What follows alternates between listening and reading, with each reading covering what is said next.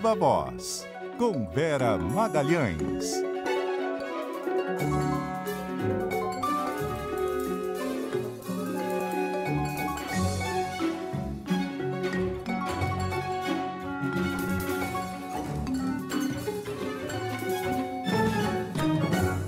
Vera. Oi, boa tarde para você, Sardenberg, para Cássia, para todo mundo que nos ouve e nos assiste. Boa tarde, Vera. Vera, a gente estava falando de feriado agora há pouco, você lembrou de um outro, é? Tem Corpus Christi, vocês não esqueçam Corpus Christi, 19 de junho. E é uma quinta-feira também, não estava na reportagem. Muito bem, Vera Magalhães. Você vê?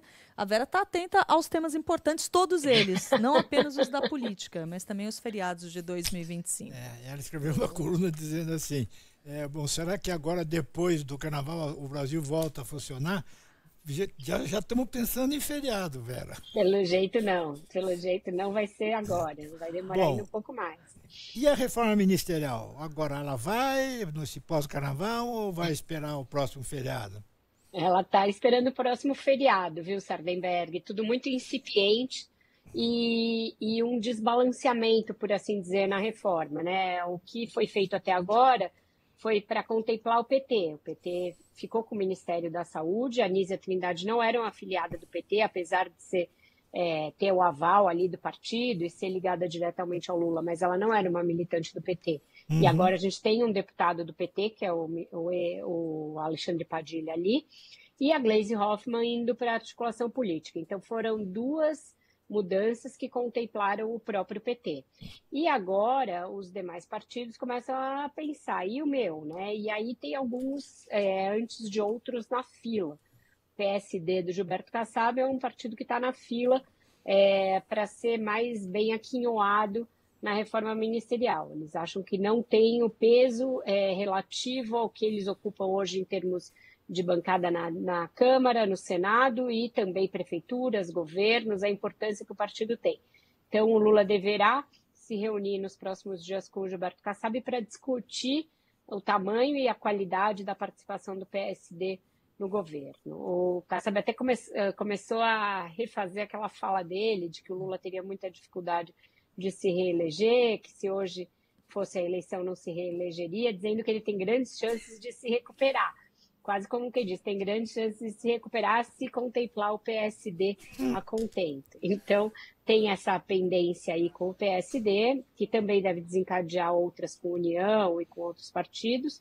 E tem uma ideia que foi lançada pelo prefeito do Recife, João Campos, de, por exemplo, ter a Tabata Amaral, né, no governo, ocupando o Ministério de Ciência e Tecnologia, o que levaria a outros remanejamentos, porque aí a ministra Luciana Santos provavelmente iria para o Ministério da Mulher e a ministra Cida perderia o cargo. Então, tem essa troca que é pleiteada, mas que o martelo não está batido ainda. A gente sabe que o próprio PT tem muita resistência ao nome da Tabata Amaral, e essa ideia de colocá-la no governo levou a um pleito por parte de uma parcela do PSOL para que também o Guilherme Boulos seja contemplado, uma vez que os dois são ali postulantes diretos à Prefeitura de São Paulo, deverão voltar a ser candidatos à Prefeitura de São Paulo daqui a 3 anos, então, 4 anos, né? Não querem ficar, o PSOL não quer que a Tabata tenha uma visibilidade que o Boulos não teria. Eu acho que os dois poderiam ser bons nomes para o Ministério, independentemente de se gostar deles ou de qualquer avaliação, mas são nomes novos, eles têm essa inserção social que falta a esse governo, eles sabem fazer política digital, que é algo que falta a esse governo, e seriam ali uma possibilidade de oxigenação em pastas que até aqui não disseram aqui vieram, como a pasta de Ciência e Tecnologia, uma pasta que tem um bom orçamento, diferentemente do que a gente pode imaginar, porque ela conta com os fundos setoriais da ciência, e ainda assim o governo não consegue fazer essa pasta ter visibilidade e o Brasil despontar em algumas áreas de pesquisa e inovação.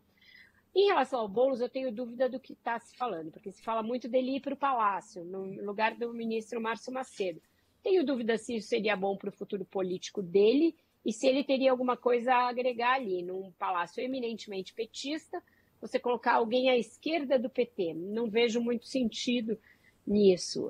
Mas ele, no lugar do Marinho, por exemplo, no Ministério do Trabalho, eu acho que agregaria para ele, porque daria a ele a experiência de gestão no Ministério Fim, que é algo que ele não tem e que é um calcanhar de Aquiles para ele quando ele disputa a eleição, e daria uma cara nova para esse que é um dos ministérios mais cheirando a bolor que tem na Esplanada, com o Luiz Marinho, totalmente desconectado das novas formas de trabalho e da nova maneira com que os trabalhadores querem se organizar, né? Agora, a sugestão, enfim, a ideia que você levantou, e o que faz com o Luiz Marinho, um companheiro de longa data do Lula?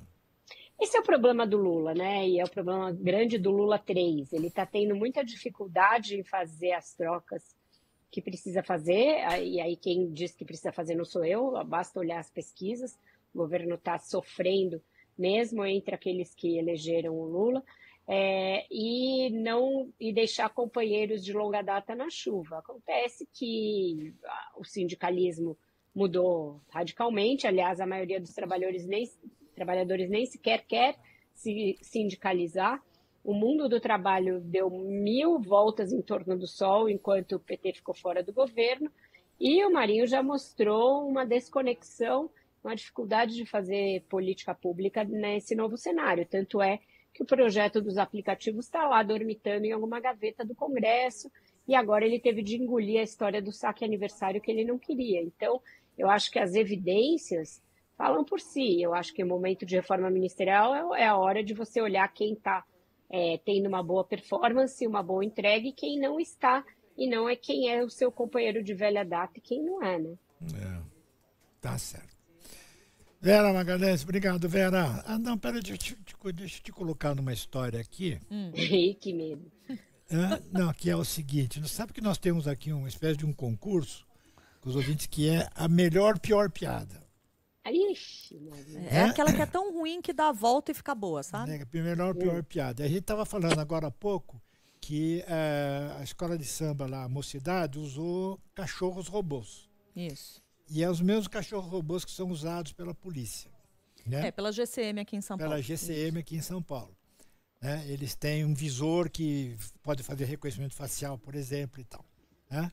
Aí o nosso ouvinte diz o seguinte: cachorro robô não late, o que ele faz? Ele lata.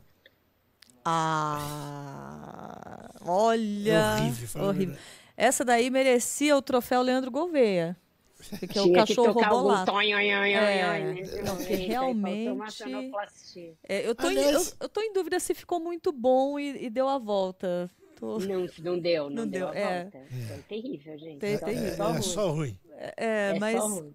valeu pela Desculpa, participação, ouvinte, de qualquer maneira. Obrigada, Claro. Sempre Por vale. exemplo, no Oscar teve uma dessas, mas que achei ótima. Que não ganhou a filha, não ganhou a mãe, ganhou a nora. Péssima. Ó lá, ó. Aí, ó. É boa quando a pessoa ri na hora. É ruim, vai. Piada ruim. Boa. Então, mas é a ruim que fica boa. É ruim. Bom. São limites tênues, né? São. Tá certo. Vera Magalhães, obrigado, Vera. Até amanhã.